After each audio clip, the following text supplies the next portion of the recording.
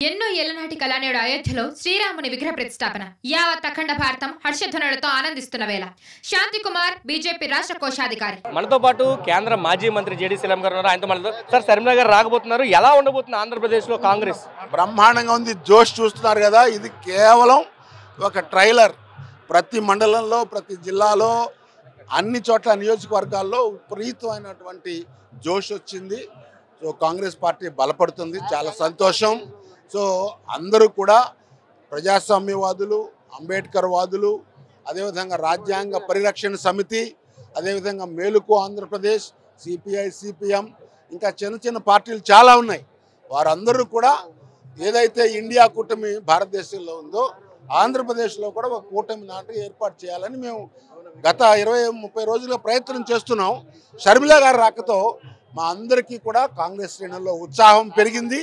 తప్పకుండా కాంగ్రెస్ మళ్ళీ పూర్వవైభవం వస్తుందనేటువంటి ప్రగాఢమైనటువంటి నమ్మకంతో మేము పనిచేస్తాం. సార్ అంటే ఇప్పటికే వైసీపీ అభ్యర్థులను ప్రకటన దాదాపు 4 లిస్టులు ప్రకటించింది. టీడీపీ కూడా ప్రకటించబోతుంది. కాంగ్రెస్ పార్టీ ఎప్పటి నుంచి అభ్యర్థులు ప్రకటించే కార్యక్రమం దిగబోతుంది? ఎందుకంటే కేవలం 80 రోజులు మాత్రమే ఎన్నికలకు ఉందని ఇప్పటికే రాజకీయ పార్టీలు చెప్తున్న తరుణంలో కొత్తగా అధ్యక్షులు 24 నుంచి మొదలవుతుంది ప్రక్రియ.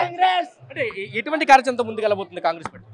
ఇంకా 2-3 రోజుల్లో మీకే తెలుస్తుంది. అన్ని ఇవాళ అయితే మళ్ళీ మాట్లాడుకుందాం. But we are very happy. Sharmilaji has come. She will bring lot of energy into already electrified atmosphere. అంటే ఇప్పటికే చాలా మంది కాంగ్రెస్ పార్టీలోకి వస్తున్నారని గతంలో మీరు ప్రకటించారు. ఇవాళ జాయినింగ్స్ ఉండబోతున్నాయి. సో ఉంటాయి. ఎందుకుండో 1-2 ఉంటాయి ఇవాళ నాకు తెలిసినంత వరకు. ఇంకా ఇదంతా జాయినింగ్ మంత్, చూద్దాం. సార్ అంటే దళితుల్ని దాదాపు వైసీపీలో ఎక్కువ మంది సీట్లు మార్చడాన్ని ఎలా చూస్తారు మీరు? వాళ్ళు అడగండి, అసలు విలువ ఉందా? అసలు మీకేమన్నా విలువ ఉందా? వైసీపీలో మీకేమన్నా ఆత్మగౌరవం ఉందా అని వాళ్ళని అడగండి, చెప్తారు. వాళ్ళు నాకు రహస్యంగా చెప్తున్నారు, పబ్లిక్గా చెప్పలేరు కదా. రాజశేఖర రెడ్డి వారసులుగా జగన్ చూస్తారా, షర్మిలను చూస్తారా? ఎవరికి జనాల్లో ఆదరణ? రాజశేఖర రెడ్డి గారు మా అందరి నేత. ఆయన ముఖ్యమంత్రిగా చాలా మంచి పనులు చేశారు. వారు ఇక్కడ మన మధ్య లేరు. వారి పేరు నేను కాంట్రవర్సీ చేయదలుచుకోవాలి. వారు చేసిన మంచి పనులు, కాంగ్రెస్ నాయకుడిగా చాలా మంచి పనులు చేశారు. చాలా అందరూ కూడా దాన్ని హర్షించారు. రాహుల్ గాంధీ గారు జగన్ కూడా రాజశేఖర రెడ్డి ఆశయాల్ని అమలు చేస్తున్నారని జగన్ చెప్తున్న పరిస్థితి కనిపిస్తుంది కదా. అవును, అబ్బాయి కాబట్టి చెప్పుకున్నాడు. చెప్పుకున్న తర్వాత ఏమిటి, ఈరోజు రాజశేఖర రెడ్డి గారి ఫోటోలు ఎక్కడానికి కనపడ్డాయా? మీరే చెప్పండి. కానీ వారిని, రాజశేఖర రెడ్డి గారిని వివాదంలోకి లాగదలసం నాకు ఇష్టం కాదు. రాజశేఖర రెడ్డి మా అందరి నేత కాబట్టి వారు చేసిన మంచి పనులు, అయ్యా ఇవన్నీ చేసామని చెప్తాం ప్రజల్లోకి. ప్రజలు విశ్వసించి మమ్మల్ని ఆదరిస్తారు అనే నమ్మకం మాకుంది.